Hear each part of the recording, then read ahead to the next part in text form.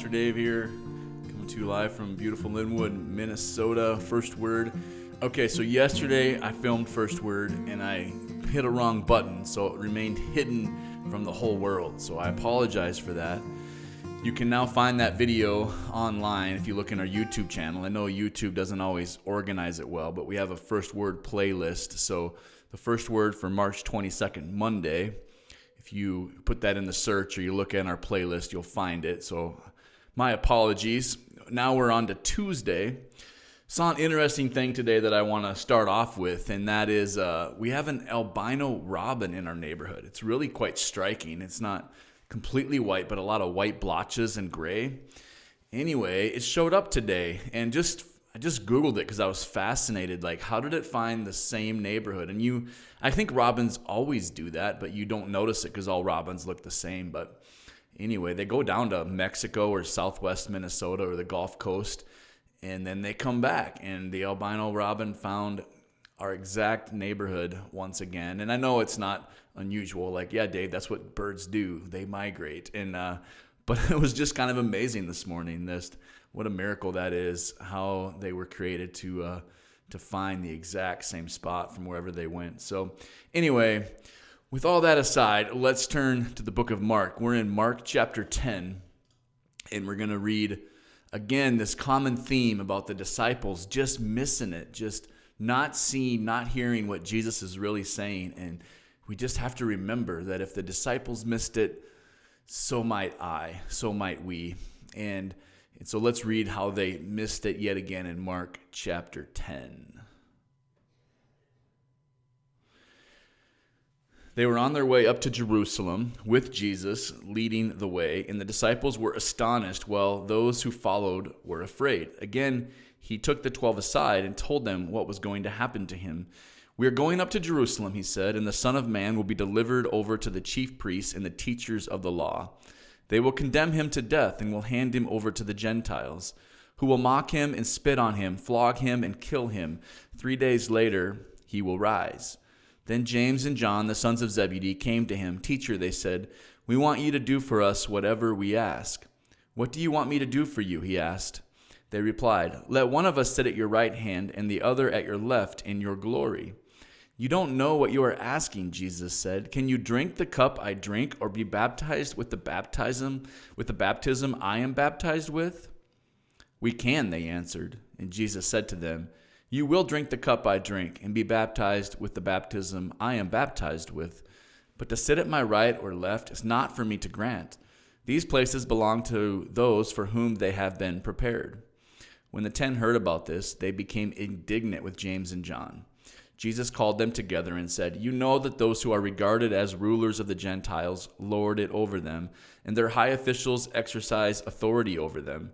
Not so with you. Instead, whoever wants to become great among you must be your servant, and whoever wants to be first must be slave of all. For even the Son of Man did not come to be served, but to serve and to give his life as a ransom for many." The word of the Lord. All right, so for the third time, and now Jesus is on his way to Jerusalem for the last time. The triumphal entry is right away in Mark 11, and he predicts his death again. He pulls the disciples aside and predicts his death. And then right after that, James and John ask to be at his right and at his left. The kingdom of God, it's about fighting evil, but we fight evil, as I read this week, with submission and servanthood and sacrifice. 3 things that can be seen as weakness, but it's really quite strong. When somebody strikes you, not to strike them back is not cowardice, but immense strength and self-control. To be insulted and not to insult back is not weak. It's a lot of self-control and a lot of deep knowledge that God is with me and nothing can separate me from the love of God. Greatness is something to be achieved, but greatness is not how the world defines it. And that's such good news that we can say to people that you can all be great. One of my favorite verses is in Psalms 147. It just says this: "His pleasure is not in the strength of the horse, nor his delight in the legs of the warrior. That's how we measure greatness. The Lord delights in those who fear him, who put their hope in his unfailing love. If it's about fearing God and putting hope in his unfailing love, if it's about serving and sacrificing for your neighbor, everyone can be great. I love sports, so thinking about Michael Jordan and watching him play as I grew up. But you know that it's a team that wins. And I was trying to think on the Bulls teams, and he won so many championships, but on some of the best teams, who was the first man off the bench? Whoever that was one of the greatest basketball players in the world. You could say one of the greatest basketball players ever to play, because so many players play junior high and high school basketball. To make the NBA, you're one of the greatest ever, really. And then to be on the best team and to be the sixth man. But I don't remember who that was. And he was one of the greatest.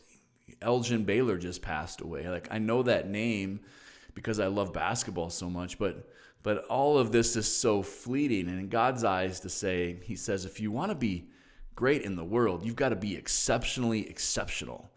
But if you want to be great in my eyes, you just have to fear me, to put your hope in my unfailing love, and to serve your fellow man.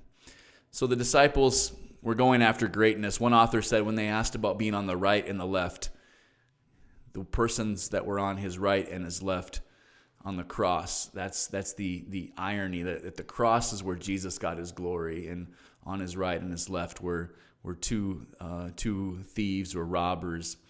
And then after this question of greatness, the other disciples were indignant. And the question is, were they mad because James and John had it so backwards?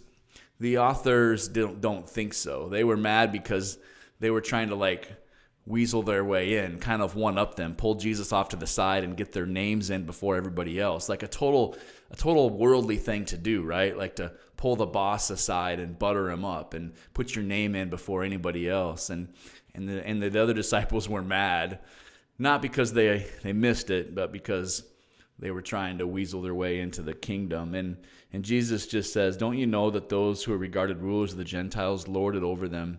Not so with you. Whoever wants to become great among you must be your servant. Whoever wants to be first must be slave of all.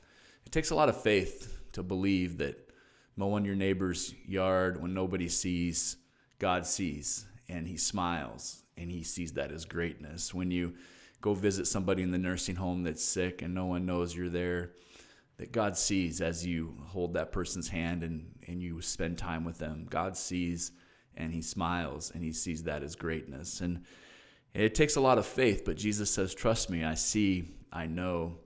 This is how you become great in the kingdom. And it's really good news, because every single person, no matter your disability or your ability, can be great. That's our challenge.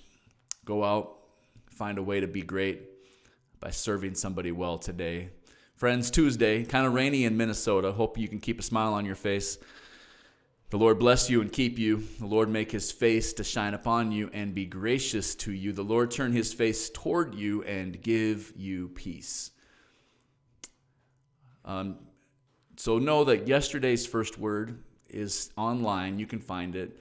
I forgot to mention another terrible shooting in our country today. So praying for our neighbors in Atlanta, praying for our neighbors in Boulder, praying for the end of senseless violence, gun violence in our country.